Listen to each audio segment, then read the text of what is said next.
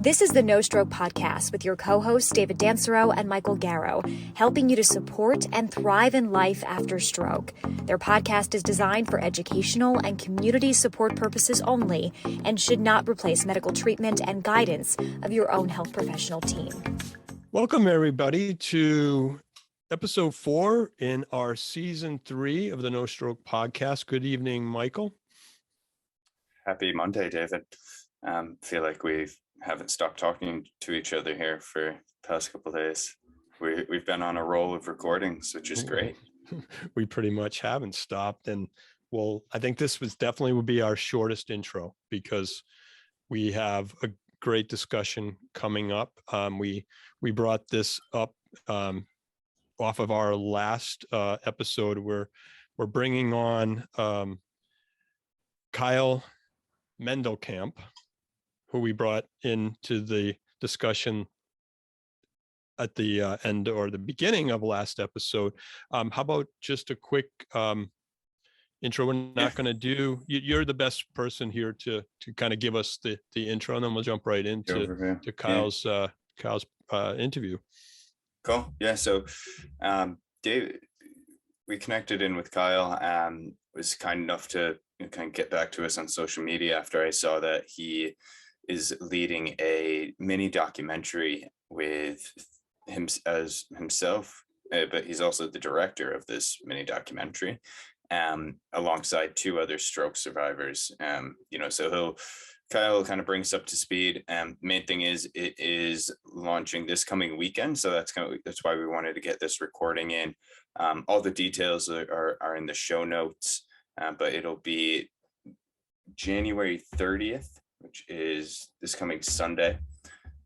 Those of you who are on the East Coast, it'll be at 4:00.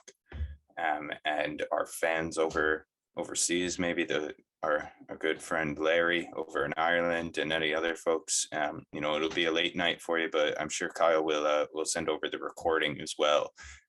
So it's about a 20-minute documentary itself, and then there'll be a Q&A after, all hosted on Zoom.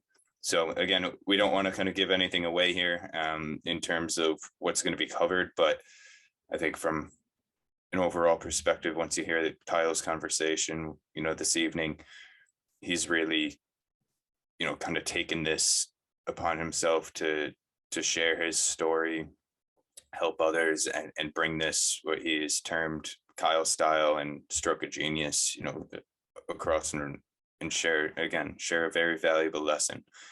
So I think it was a fun conversation.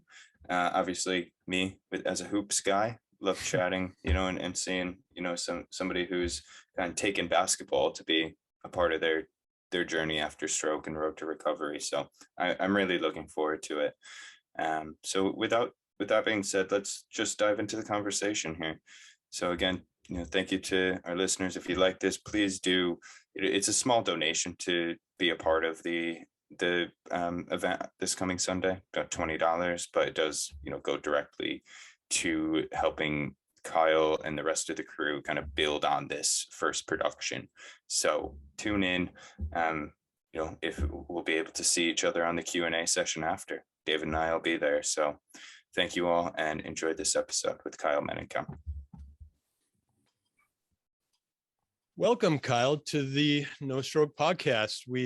Mike and I gave a little intro before you came on this evening, but we'd like to welcome you to a little bit unusual Monday night recording for us. But there's a reason why we kind of made sure we wanted to introduce you and get you on to the show, and we'll talk a little bit about that. But first, welcome. We're so glad you made the time for us here. I know you had a long day. We're pushing darkness here, but we're glad to have you here on the show. Well, thank you very much for having me. I'm super grateful to talk with you guys and have an honest, authentic conversation, and some laughs here and there. And don't mind the darkness. The sun rises and the sun sets to begin a whole new day. So we can set the tone for the rest of the week, not just tomorrow. So as part of your intro tonight, and I love that. Well, I've got enough light in here that I don't know when it turns the dark out here, so I'm flooding the light in. And our co-host Mike reached out to me, and Mike, certainly jump in, because I want you to set the stage for how you made the introduction with Kyle, and there's a basketball connection here. There is a bit of a hoops connection, so it goes back to, obviously, my personal story. Since my mother's been a lifelong stroke survivor, well, my entire life, she suffered her stroke when she was 28 years old. I was 6 months old, as many of the audience knows, but I subscribed to the American Heart Association's newsletter that came out. Again, I probably subscribed early in high school days, and this past weekend or the weekend before, I was back home kind of cleaning out my room and found a magazine from 2014 with a basketball player on the front, Corey Weissman, and kind of dug into it, power of Instagram, did a bit of research, and came across Kyle here, and the great work that they're doing within, raising awareness for stroke survivors, but that connection with basketball where Kyle, Corey, and a gentleman, Ty as well, Hawkins, they again all played basketball and all, unfortunately, had this life impacting event. So I reached out, and Kyle was kind enough to, get right back to me, and we were able to set this up. So I don't want to speak to it much. Kyle, I want you to, be able to dive in, share how this is all started, because you have an interesting story to tell, and you have your hands in a lot of different pies, which is really cool. And I'm hoping we could help you get the word out there to our audience tonight. Well, thank you. I don't want to bleed a little bit too much on the mini doc. It's called Reborn Decades Apart. I want you all to come to our private screening, and so I can't reveal too much about that. But before, I had a stroke. I had a brain aneurysm when I was 11 years old, the summer of 1997. I was just getting off of All-Star Baseball, pitching a no-hitter. Earlier on that year, I scored a triple-double in basketball. I mean, my life was set. And I was taking a break from All-Star Baseball at the beach with my friends when all of a sudden, pop. And 3 days later, I woke in ICU, completely paralyzed. I was just a vegetable. I didn't even know who my parents were. But that's not where the story starts. Story starts when you say, what's next? Because every single person who has a brain trauma, has a similar story. And that's what's so beautiful about it. It doesn't even matter if you have a stroke or brain aneurysm or an AVM, or you all had damage to the brain. And you all have the same story about what happened. But now what's next? And you have to go through these stages of, am I going to get back my limbs? Am I going to work really hard? Depression? Possible suicide? How am I going to fit into society? And then you're going to want your old self back.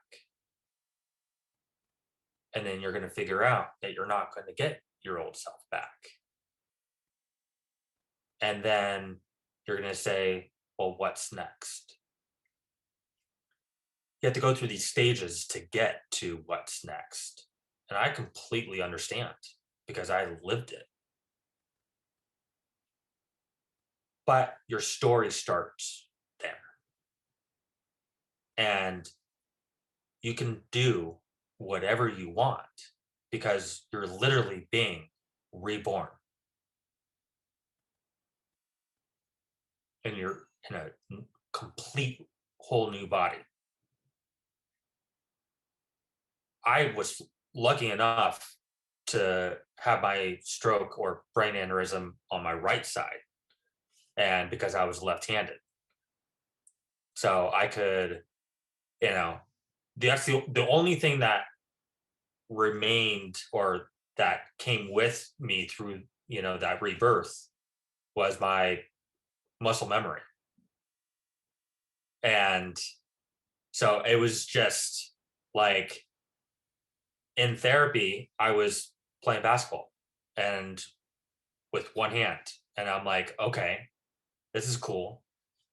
But then which is also in the doc, the doctor said no playing basketball. And then I leave the hospital. My dad goes, we're going to get back your basketball skills. So my doctor says, okay, at least 2 years, you cannot play basketball. Your head is too soft. It's too delicate.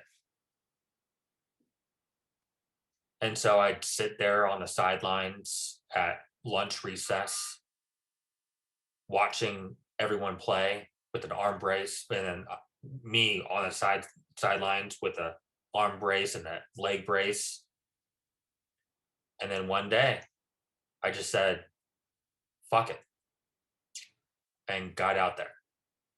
And I fell so many times, but that's the beauty about falling. You get right back up. And then I remember the first day I juked someone out and had a fadeaway and sunk one in, and everyone roared. And Matt McDonald, who was with me when it happened at the beach, he said, oh, juked it with the Kyle style. And that's how the Kyle style was born. I didn't think much of it, when parading around school saying, oh, Kyle style. I was still self-cautious, but later in life, I really took ownership of the Kyle style because I found out that you have to create a new style, a new self, to be able to really live out your life. I have to say that lefty jumper looks smooth. I've seen it. I've seen the YouTube videos. It looks smooth. And you know what, man, I could only imagine, that feeling. And having Matt, your buddy there, who seemed like he's been part of the journey, kind of, stamp that name for you. It's having people like that in your circle, that oftentimes, are the key to kind of getting you through some of this. So bring us through. I mean, what has this Kyle style now gotten you into? I mean, again, you're a director, you're a design expert. You've kind of, really taken this opportunity to kind of, get your hands on a lot of different opportunities, from a professional standpoint, but, kind of bring us up to speed, where you are today and kind of some of the work that you're doing. Well, I wouldn't be anywhere without my basketball coach's stroke of genius, and I didn't even know what the stroke of genius was until we got back from my 20th year anniversary road trip, where we documented it all, trying to find out what stroke of genius really meant, because we knew what it had to do with something that had to do with overcoming and thriving, but not much more, you know. And when we got back, you know, we started, you know, piecing everything together, and we were saying, oh my God, every person, you know, that we met had a great conversation with someone, like an aha moment. And that gave them the new path in life. And so I began to think back, when was my first stroke of genius? And the one thing that really impacted my trajectory was with my basketball coach after my sophomore year. My basketball coach knew me before my stroke, or my brain thing. I like to call it brain thing, you know, because all those, you know, terms are just doctor terms. We all had damage to the brain. So I talked to, I went into his office and I said, hey, coach, you know, there's this new video production course opening up, and I would love to explore that. But my parents said, finish what you start. And I love your basketball program. I love, you know, what it has taught me, but I don't think that there is any future in that. And so I'm kind of lost, because I needed to, I look into this video production course, but they conflict. And he says, Kyle, the old Kyle is dead, gone. The new Kyle is for you to go out on an adventure. He said, Kyle, the old Kyle is dead, gone. The new Kyle is for you to go out on an adventure and discover who you are and what you're meant to be. You're always going to have the basketball program supporting you. And if you want to take a career in sports, then so be it. We got your back. If you want to go telling stories, then go do that too. But you have the choice. And I remember there was so much weight lifted off my shoulders. And I just said, all right, I'm going to take the video production course, because that is what really sparked my mind. And I didn't know how I was going to do it. I didn't know how, and I was scared, but I just said, fuck it. It's awesome. Yeah. Sorry, go ahead, Jeff. No, I was just, what the word I really hear come through there is choice. So as we're defining, and it took you a while to define exactly what that stroke of genius is, it's coming down to the choice. And we can dive a little deeper. When you went out on the road and you were talking and finding these parallels, or these comparisons, where the individuals that you really interviewed and got to the root of what made that transition for them. For you, it definitely sounded like your coach and your support team was a big part. How important, from the others that you learned along the way, how important was it to have someone to be there to help know what those options are, and bringing you, letting you know, like, those options were there, but someone just said, you had that aha moment, like, okay, I'm choosing this path. I'm choosing to define myself after this event that we call stroke. That's a great question. I'm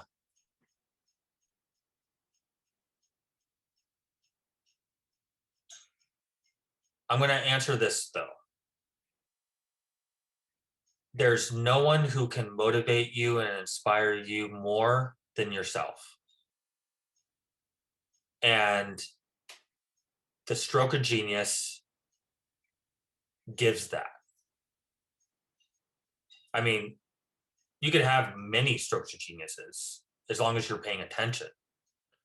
You can have a stroke of genius at the bar with a stranger. You can have it with someone walking down the street, harassing you. You can have, you name it, but you have to tune in to what's actually there. And then you actually have to go do it. So, every single person had a parallel of that story, of their own story. And mentors are key. I was lucky enough to grow up in a middle class, baseball moms and, Super Bowl party at my house with everyone in my town to come and, as long as they brought a different dip. But this allows you to discover a stroke of genius on your own. Because out of all the quotes out there, you'll be inspired for 10 minutes. And then you'll go sit down. All the motivational talks your parents give you, you're going to go sit down. It has to come from inside. And you have to have 1, 2, maybe 3 friends who you can rely on if shit hits the fan.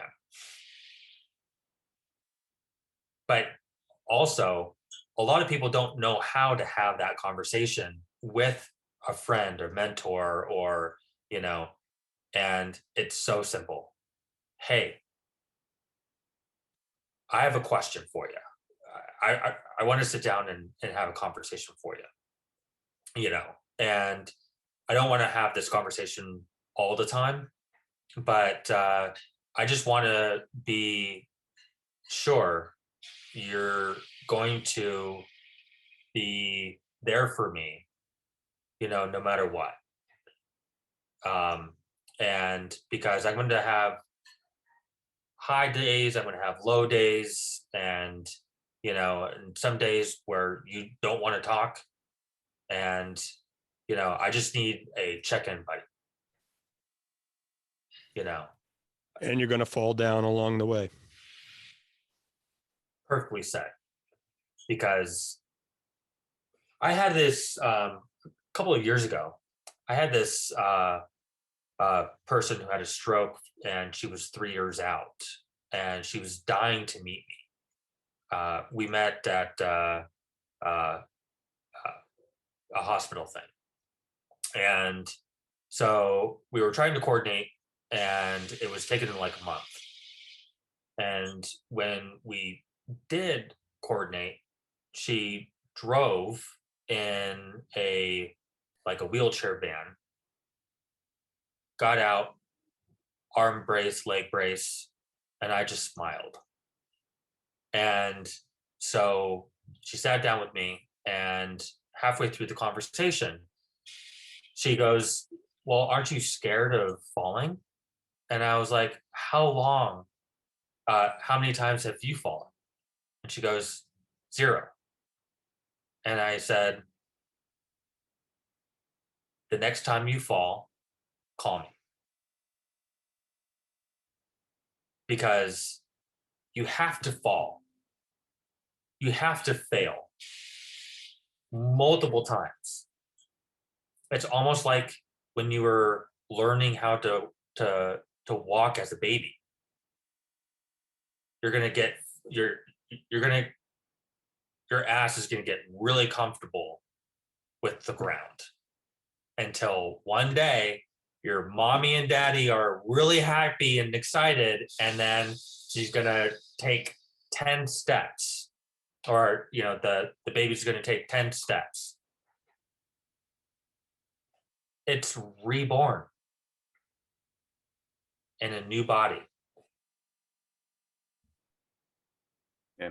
Where do you think you get, because not all people are built like you, Kyle, right? Not all people have that mindset that you have. And as much as you preach it, it's a hard mindset to attain, right? I'm 24 years out. Sustain. Yeah. I'm 24 years out. Yeah, I'm 24 years out. I took 10 years to figure this out. Yeah. And that's I don't where I was going. Yeah. And I'm sorry to interrupt you. I just don't. Fine. Yeah, it didn't come overnight. I had this other, stroke of genius when I remember I was one of the nights right before I was to go away to college. All my friends were at my friend's house. We were at a pool party, all of my parents and and they were crying. And I wasn't. I was so ready. But I mean, it's at least 7 years out. And so, and I was so ready, but I wasn't. I thought, oh my God, this is going to be my independence. Oh, this is going to be like where I accept things. And even my friends today says, oh my God, that is when everything changed for Kyle, was when he went to college. But it was in college that I finally made the transformation and that's no excuses. See, my mom told me when meeting my roommate for the first day, like, Kyle, just go up to him and shake it with your left and say, oh, I've had a stroke. Worst advice ever. And so I did that for the first year. Fail. Because people wanted to have fun, go to college and just like get drunk and, do stupid things. And I was just trying to fit in and to also do stupid things and have an education too. And I'm sure that was a big part of it. Yeah. I was curious, like, and because I just love when I have, an athlete on the part, right? Like, you have that background of playing, whether it was baseball, basketball, whatever it was. It's that same process of getting better, right? It's like you start and you suck. You can't make a free throw, but you continually work at it. And like, I think, a big part of like your background with basketball or baseball, it sounds like you're successful in both. Do you think that has played a part of kind of how you've approached now 24 years after stroke and kind of gotten to where you are today? Or is there anything that you kind of share based on what you've kind of taken from basketball onto maybe people who don't have an athletic background? Interesting. Yes and no. I don't. I'm glad I had basketball to fall on. It was my greatest recovery tool. And I don't think physically I would have been where I am today because of basketball. But then again, I also had 7 years of terrible struggle, because when you grow up in a competitive, I mean, at 11 years old, you were practicing with the high school basketball team and you're really good. Like in 5th grade, every single person was out at the basketball court and every single other area was deserted because everyone wanted to see the Kyle style. Now this is pre-brain aneurysm. Like, so having that hype was like, I'm walking on water. I score a triple double, all-star baseball, pitching a no-hitter at 11 years old, right before my brain aneurysm. And then going to nothing, a vegetable, didn't know who my parents were, didn't even know what a salt shaker was for. And slowly be told, oh, Kyle, you'll get it back. Let's go do basketball. Let's work. And no, the reality of it is not everyone is going to get back what they had physically. And everyone goes to get back what they had physically first. And then when that doesn't happen, then depression, thoughts of suicide, struggle, because who are they? And I'm saying everything. Because they had the opportunity to create a new possibility in their new lives. They just need a kick in the butt, some really cool people, and be on the search, on the new adventure, and discover whatever they want. That's well put, Kyle. And I think it kind of moves into, again, what I think is going to be a nice way that you've kind of tied in together with Ty and Corey as well, to kind of be able to share the same aspects of what you've gone through and kind of what you've been talking about here, with a bigger audience. So we are really excited to see this premiere. I know you don't want to give too many goodies away for it, but is there one thing, like how did you guys even get connected? What brought you three together? I've been out of the brain community for years. My mom actually found on the internet in 1998 a pediatric stroke network, and I met Valerie, and Valerie had a brain aneurysm similar to mine, and and she lived nearby. Shot in the dark, but it was like 1998, so it's like, do we trust this person on the other side of the screen?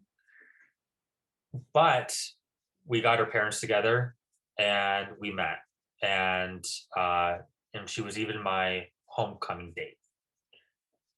And I had to preface that because then, still in high school, I left the brain community, the pediatric stroke network, and that is when I really went on the adventure to discover something else. And so then I just created my new life. And then I got back in the brain community after being a creative producer, working with brands, And I really saw my gift to everyone through the lens, the stories through the lens. And so that everyone else can see and be inspired and go out and do everything. I met Corey off of someone else. I hadn't watched his movie. I didn't even hear about him. And I was like, oh my God. So we were doing Instagram lives, and this was after the road trip. So Corey and I met online, and I said, oh my God, we should do a Stroke of Genius original, and us two meeting on the court for the first time. And we'll play basketball and share stories. And then he said, oh my God, that's amazing. Let's go, let's coordinate it. But we didn't have any funding, and we were still new to the brain space.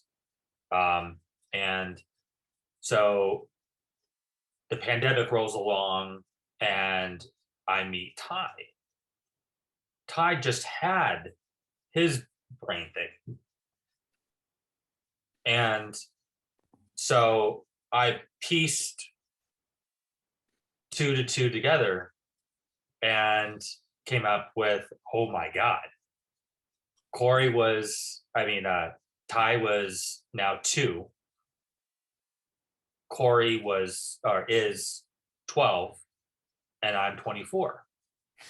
And I was like, oh my God, it's so very interesting how I grew up with recovery, not in the social media space, and then Corey in the spotlight, and Ty in the social media space. And we're all in our own paths, but we're all bonded by basketball. And it's so very fascinating to hear what we have to say. Well, Kyle, you just use your creative influence here to pull me in. And you just answered the question, but now you're teasing it. So you got to tell our audience, this is going down on Sunday, January 30th. That is, if we hustle and get this out, that is this coming weekend. And it's a live event that can be streamed into your Zoom. You can zoom it right into your home, right? So 4 to 5:30 Eastern time, right? Is there going to be time for a Q&A after that for anyone who invests their time coming in? How is that going to work? There will be a Q&A. This is only 18-minute doc, and so it's geared towards the Q&A, because we had to cut so much out of the doc, to make it fit a really nice structure. And we're so happy with it, though. And then so 4 to 5:30, we're going to kick it off with a little intro, 5-minute intro, and then we're going to go straight to the video. We're going to sit back and watch everyone's reactions, and then come back and have a Q&A. My basketball coach is going to be there. They're bringing Ty and Corey are bringing some people, and there's going to be some people from the brain community, and it's just such a different kind of story. And this is not going to be shown anywhere right now. So if you want to be inspired through a different lens to what you're used to seeing, then you should come. It's $20, and then the $20, and then the funds through this production or this screening will be applied to next production. And so we did this with Logan last year. So we finished his baseball short doc, and then we had a screening, and then the money raised was producing this doc. It's awesome, man. Yeah, we're looking forward to it. We'll be pushing it out. Hopefully, get some folks involved in and joining. Yeah. Now we do have a crew of listeners over in Ireland, so it'll be a late night for them. But I know a couple of people. I'm thinking about Larry. David, I don't know about you, but I think Larry would love this discussion as well. So we'll make sure to get it out. You'll have some international fans as well, if you don't already. And I'm looking forward to meeting your coach. Is he still involved in basketball in some way, shape, or form? Or? Yeah, he coached his son through high school. His son was a couple of years older than I, and then he's gone on to coach college basketball. And then my coach, assisted him for about 6 years, and that's cool. Another beautiful story. But now he's back down in the desert in SoCal, and so yeah, cool. Well, hey, Kyle, it's been a pleasure. We hope, and like you said, there's so much that, the three of you, I'm sure, discussed and that you had to really chop it down to this 15 minutes. So, we'd love to have maybe the three of you guys on together to kind of talk after the event around, how you felt and maybe some sneak peeks into what's next. So, best of luck. Again, really looking forward to it. Thank you for your time this evening. Yeah. And what about one thing before you go? Are you a New York guy, like through and through? Are you born and raised New York? No. Where? All right. Well, if you're now a New York guy, are you a Knicks fan or Nets fan? Or neither? Or neither? So I'm not from anywhere. So I haven't lived anywhere for a decade. And so I used to love the Seattle Supersonics until they disappeared. But during the 90s, they were rivals with the Lakers. And so I started at the Laker Hater Club in middle school and high school. And now they are my favorite team because of LeBron. Because when the Supersonics left, then I was like, well, who am I going to go for? And, and I really idolized LeBron. And so I have been following him around. And so, but I would say the Nets or Knicks. I've been to both the games. I'm leaning less on the Nets because of Kevin Durant. I don't really have anything personal against him, but I do have his. Hope it's a Supersonics jersey, right? I mean, that would be a nice one to have. His choices were not very smart. To go from Oklahoma to Golden State was a cheap move, but let's have that conversation another time. Hopefully in person, because I think All right. Well, hey, This I'll has let you been take us great. out, David. Yeah, it's been great meeting you here, Kyle. We'll see you again Sunday evening at the premiere, and we're Where gonna you guys going? Absolutely.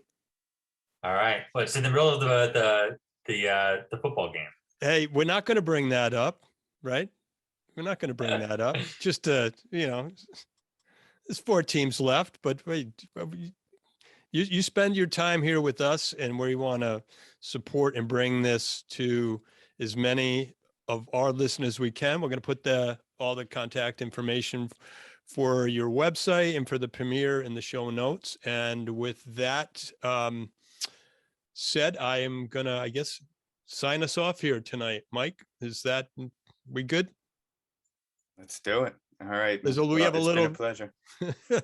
Yeah, David we and I, have a we little go back and forth. If we Reed's have a gonna little close it out. problem, Kyle.